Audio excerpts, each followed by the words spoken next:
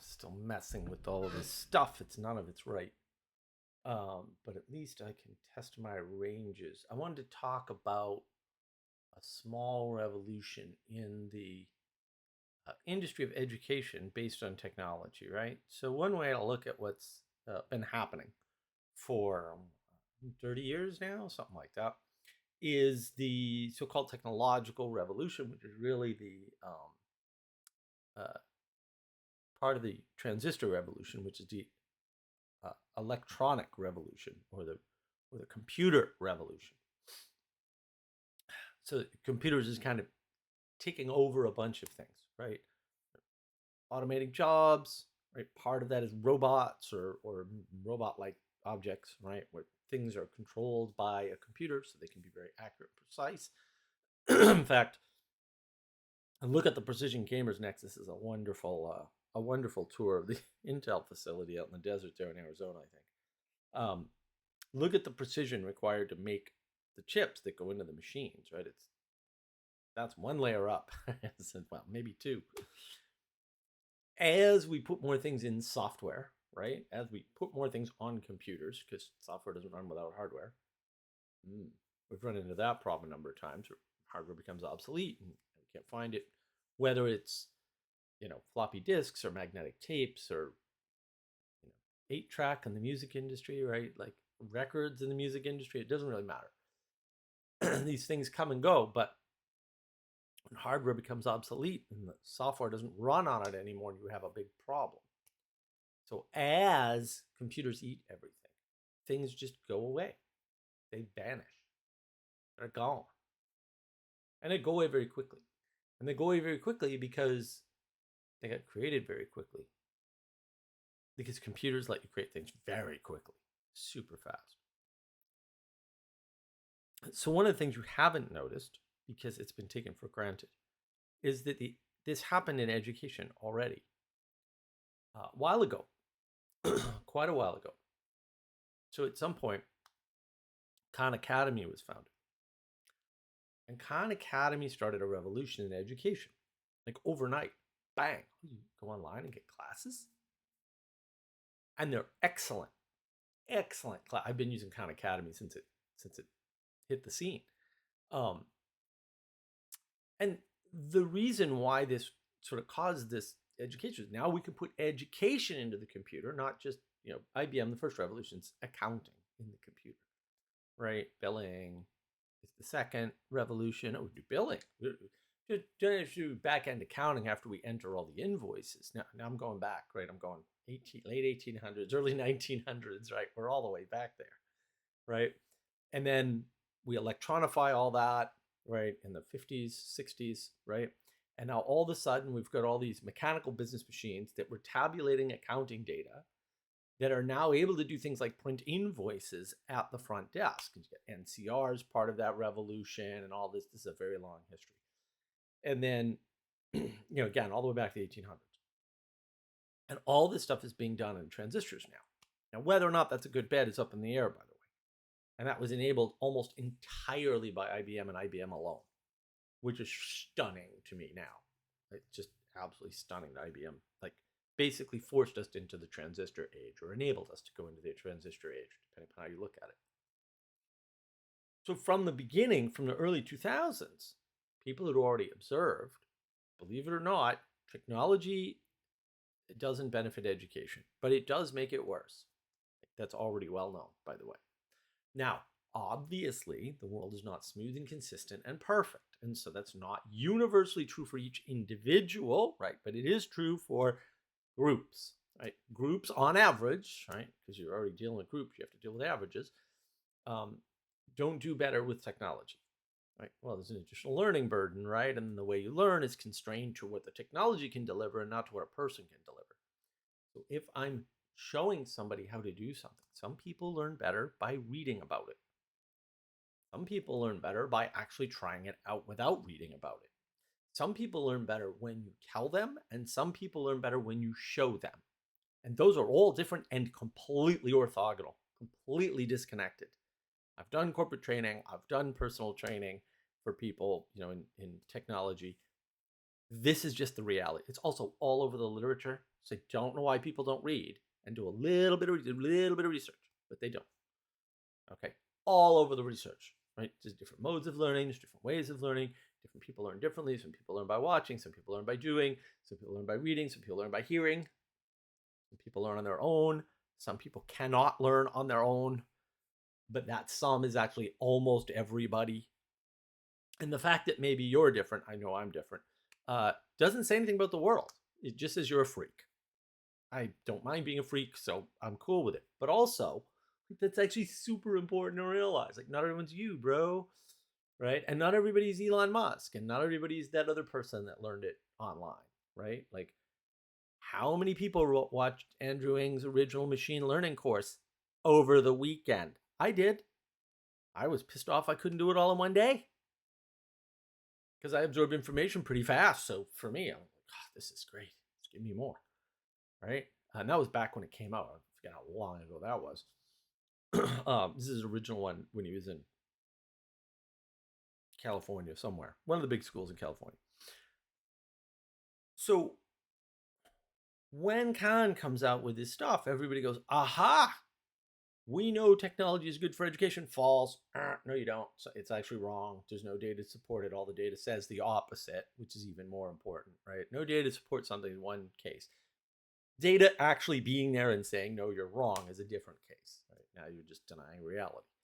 And so everybody gets into this. And I was there, right? I was in tech at the time, right?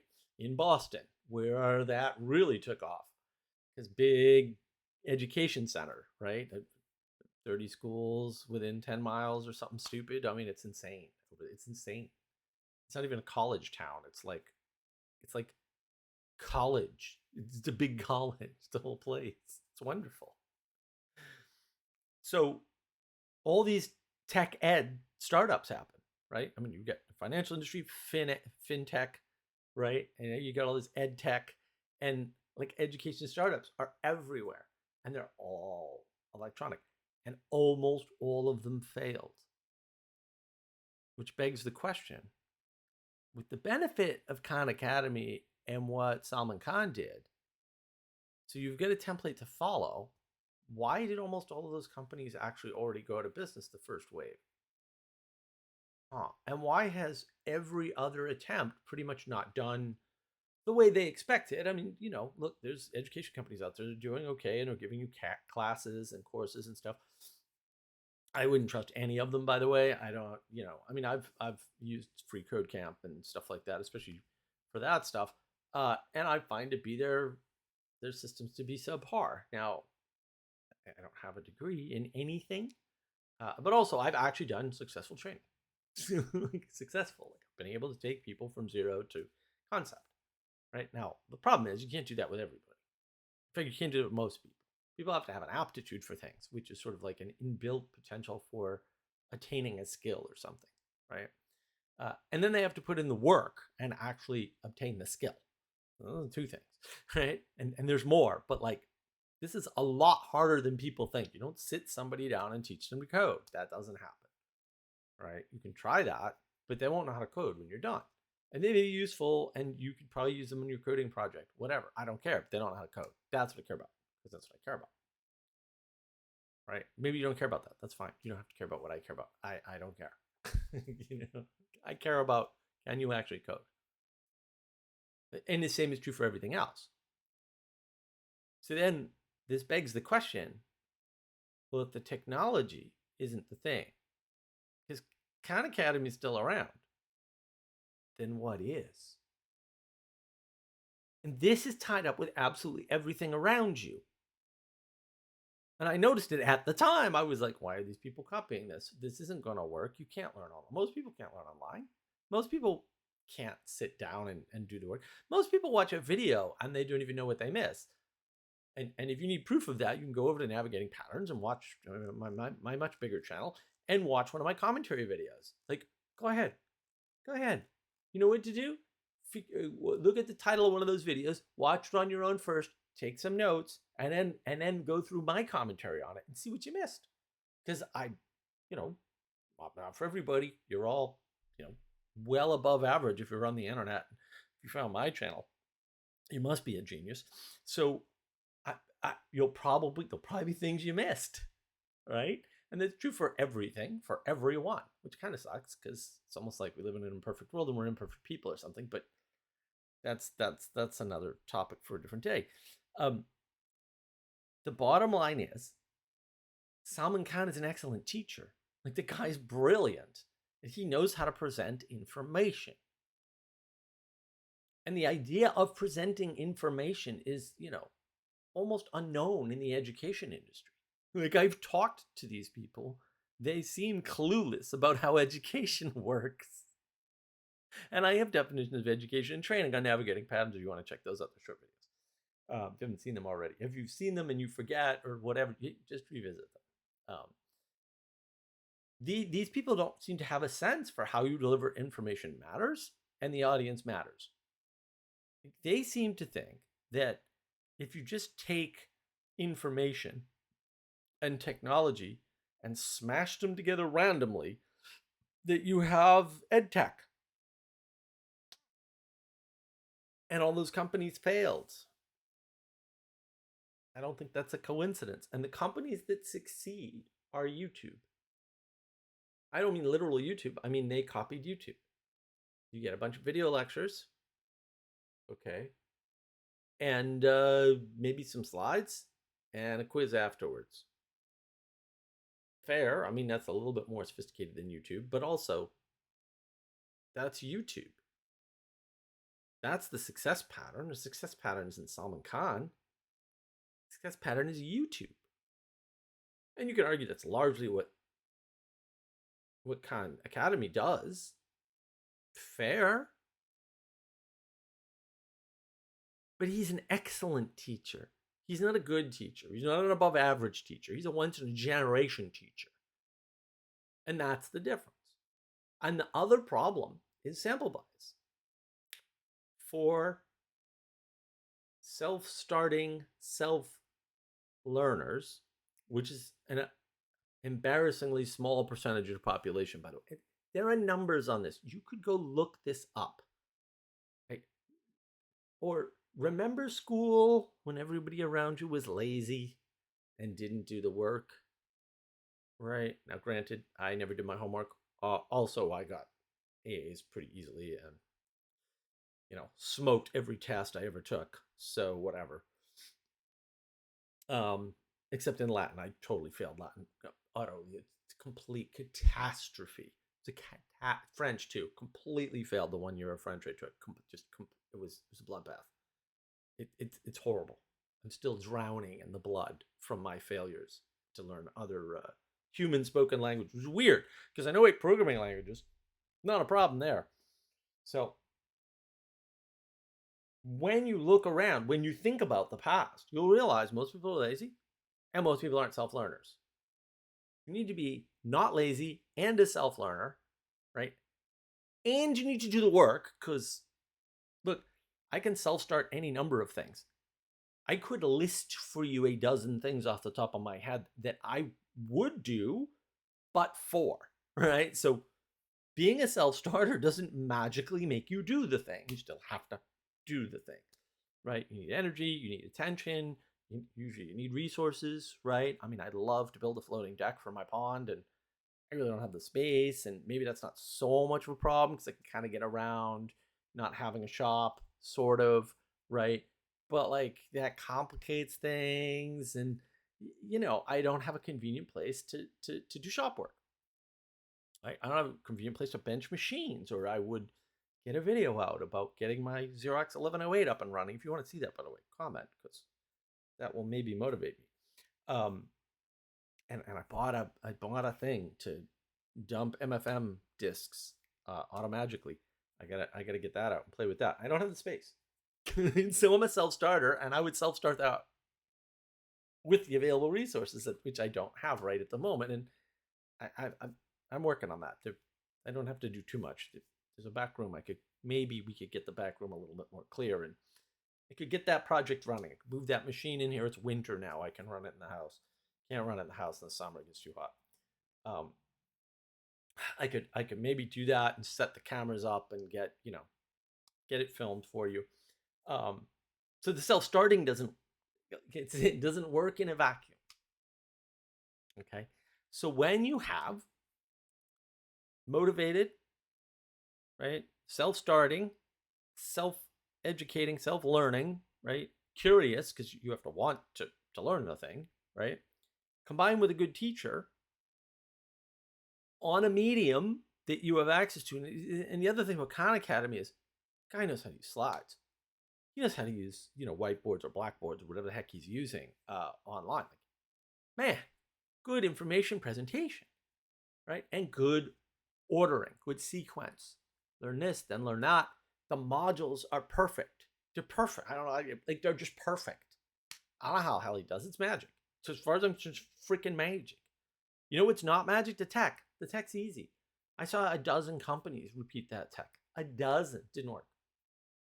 The only thing that's around that's way cooler than YouTube, by the way, especially for learning, is videolectures.net, which is awesome. I was using videolectures.net back in the day. It was a terrible website to navigate, but it was fine. It was just like, wait, they didn't hire a graphics person here, did they? But I didn't care. I don't care. I'm a utilitarian. I could freaking care less. But videolectures.net, it's awesome because they give you the slides along with the video. It's like, yes, it's a much better interface than YouTube for learning things, especially computer things, man. They had so much neural net stuff and AI stuff, early AI stuff back in the day. Oh, man, it was great. It was great. I wish I'd saved some of that stuff just so I could find it easier than their system. Because as you scale, search becomes harder. Oh, no one tells you that. Never mind. Different video. If you want to see that video, comment. So what I'm trying to say is you have to be careful where the magic is, where the thing is, what makes it work. It's not that it's never the tech. Okay, hint. Never the tech, ever. Tech doesn't work. Tech is a tool.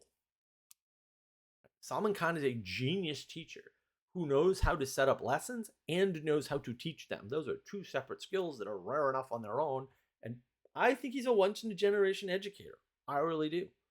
I think he revolutionized a bunch of stuff and enabled a bunch of self-starting self-learners to learn stuff that otherwise it just didn't have access to. And it's not a money issue either, right? That's bogus. Anytime somebody touches the money, it's bullshit. There's free money everywhere to do everything. There's free money for artists. There's free money for education. There's uh, free money to help you buy a house. Like there's free money for everything. It's freaking nuts. Grants and charities and people just want to see you succeed. Like all of this stuff is everywhere. It's everywhere, right? And for better or for worse, probably for worse, different video, probably navigating patterns video. We have to understand how things work and what's actually driving them, or we'll fall down this rabbit hole of following a pattern that can't give us what we want. Because the pattern isn't what's driving the thing. It's not to say you don't follow a pattern. Of course you do. Right? It makes it easier. You want to cut your own way through the jungle or follow the path somebody else already cut. This isn't that hard, right? But also, you got to know, if you don't have a good teacher, your ed tech isn't going to do any good. And I heard something interesting, right? There was a big fight between Jake Paul, I guess he's some crazy YouTuber, and Mike Tyson.